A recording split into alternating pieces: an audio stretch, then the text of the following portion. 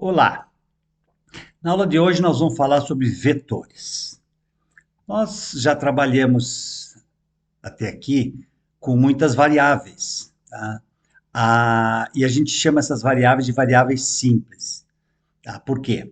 Porque quando eu declaro uma variável, por exemplo, quando eu declaro a variável x como sendo real, é reservado somente um espaço para mim colocar um conteúdo, no caso, um conteúdo de um número real. Então, se eu ocupar aqui com 3,5, depois se eu colocar outro valor, esse valor é perdido, tá? Mesma coisa com uma variável inteira, tá? Que eu declarei duas variáveis, A e B, uma coloquei 7, outra coloquei 13, tá?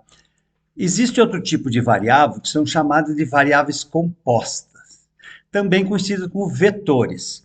A variável composta, tá? Ela também tem um nome, assim como a variável simples, só que ela não tem uma posição só, ela tem mais de uma posição, tá? Por exemplo, aqui tem um exemplo de uma variável composta chamada v, que tem 9 posições, e foi colocado o valor 7 na primeira, o valor 13 na segunda posição, e assim por diante, tá?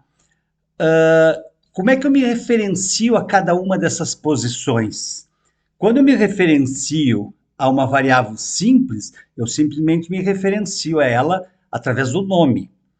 A variável composta, além do nome, eu tenho que indicar o índice, ou seja, a posição em que se encontra. Por exemplo, quando eu digo V na posição 3, eu estou me referindo à variável que está na terceira posição aqui, no caso 27. Quando eu digo V, que é o nome da minha variável, índice 7, eu estou me referenciando ao valor que está na sétima posição, que é o número 13 nesse caso aqui.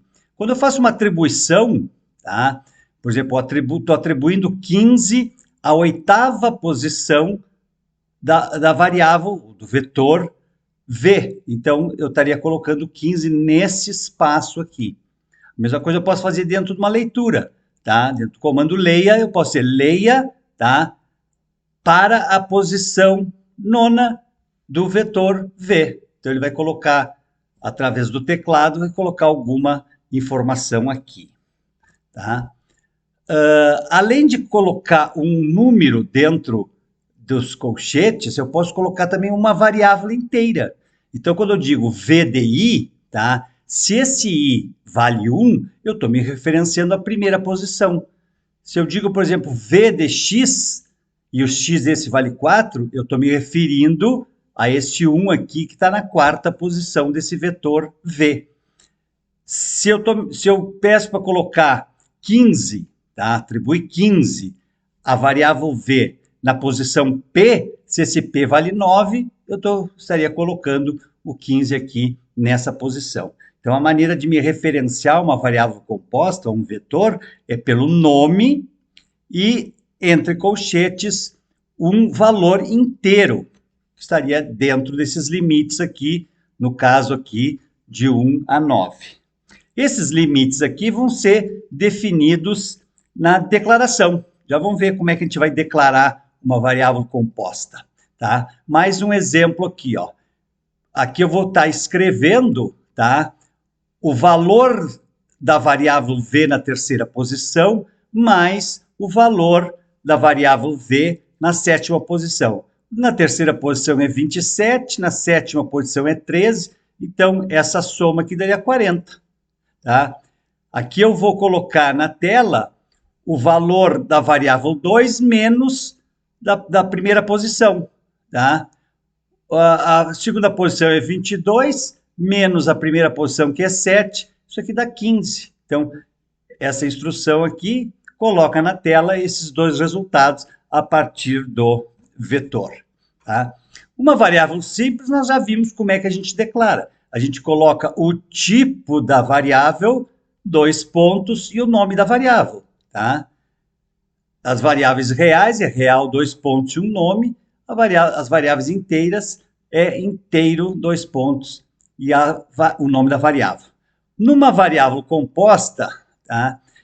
Eu tenho que colocar a palavra tipo, na realidade eu estou criando um tipo de dado, tá? O nome da variável igual a vetor. e tenho que definir os limites do vetor, o limite inferior e o limite superior, ou seja, quais são as posições que eu quero trabalhar. Aqui eu estou dizendo que eu quero trabalhar a partir da posição 1 e até a posição 9. E depois eu digo o tipo de dado que eu vou colocar ali dentro. Uma coisa importante, o meu vetor, ele pode ser de inteiro, real, caractere, qualquer tipo de dado.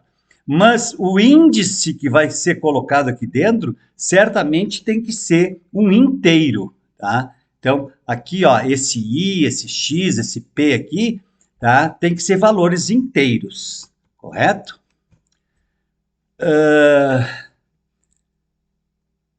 Então, um exemplo aqui, ó, utilizando a estrutura de repetição.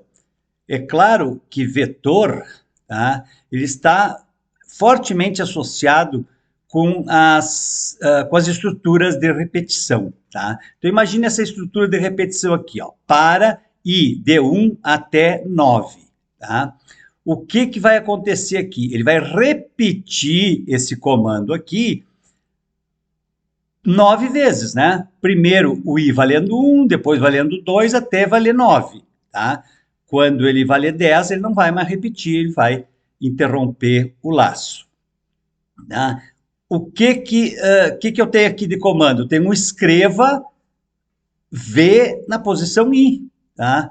Qual é o V na posição 1? É 7. O V na posição 2 é 22. Então, ele vai mostrar na tela, tá, todos aqueles valores, exatamente na ordem que estão lá. Então, ficaria na tela o 7, o 22, o 27, 1, etc., até o 40. Então, esse laço de repetição mostraria o conteúdo de um vetor que tem 9 posições, colocando eles na tela. Aqui um exemplo completo, tá? Desde a declaração do vetor, tá? Um laço para ler o vetor e outro laço para mostrar o seu conteúdo. Tá?